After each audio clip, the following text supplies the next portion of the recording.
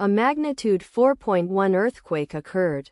Tabasco, Mexico. 17 kilometers NNE of Jalpa de Mendez, Mexico, or 37 kilometers NNW of Villahermosa, Mexico. On Saturday, the 14th of June 2025, at 0 hours 23 minutes and 37 seconds local time.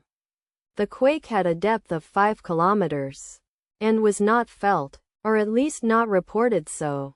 Data source from EMSC. Did you feel it? Let us pray. May the earthquake that occurred not affect our brothers and sisters there. May the earthquake not happen again. And may God protect everyone. Amen.